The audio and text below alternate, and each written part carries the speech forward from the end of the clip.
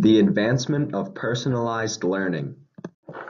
Although the United States of America offers its youth an opportunity to receive some form of education, many American children fail to reach their full academic potential because they are deprived of a fair and high-quality education.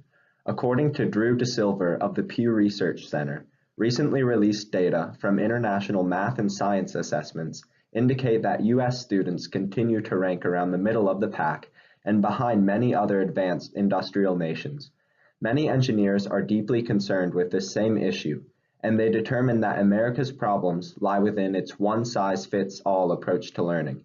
Therefore, these engineers have made it a priority to advance personalized learning so that teaching is tailored to a student's unique individual needs.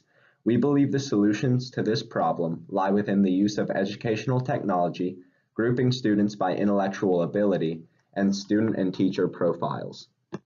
Knowledge is becoming more and more accessible with each passing day thanks to the use of technology. If we can utilize this premise to personalize learning from an earlier age, then we can jumpstart students' learning abilities.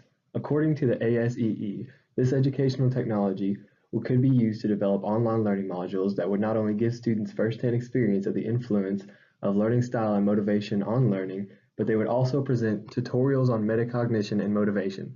Another aspect of this technology would allow students to participate in a course construction activity in which they create learning materials appropriate for their preferred learning style on any relevant course topic. This approach relies on mostly two different techniques to personalize learning for the student. The first step for enacting the solution would be to have every student take the Barsh inventory test, which tells what kind of learner he or she is. Then the student would take a pre-test to determine their original level of understanding. After this, the students learn the material in either their most preferred style of learning or their least preferred style, whether it would be tactile, auditory, visual, or kinesthetic. The students would then take a post-test to determine their level of understanding of the material. We strongly believe this solution will result in a more personalized approach toward the education of every student, thus resulting in greater comprehension and intellectual growth overall.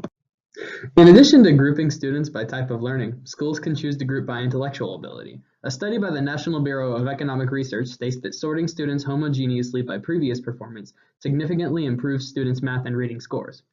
Grouping students into classes based on their ability, rather than practicing full inclusion, that is, requiring a single teacher to instruct students in a broad range of intelligence levels, tends to yield better academic performance overall. Additionally, Barry Garrett with The Atlantic claims that full inclusion attempts to eliminate the achievement gap by eliminating achievement.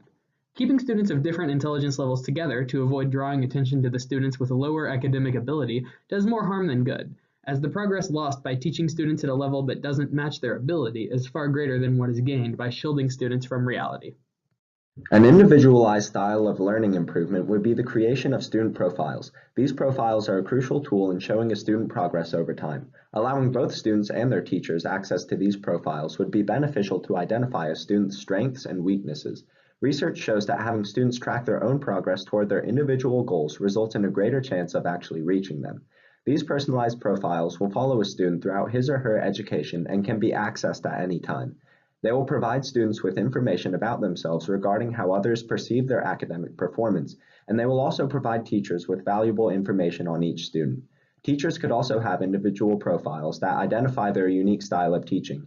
Therefore, if schools know the tendencies and preferences of both the students and the teachers, then they would be able to create the optimal classroom environment for every student by matching him or her with the appropriate teacher, drawing the students even closer to their full academic potential.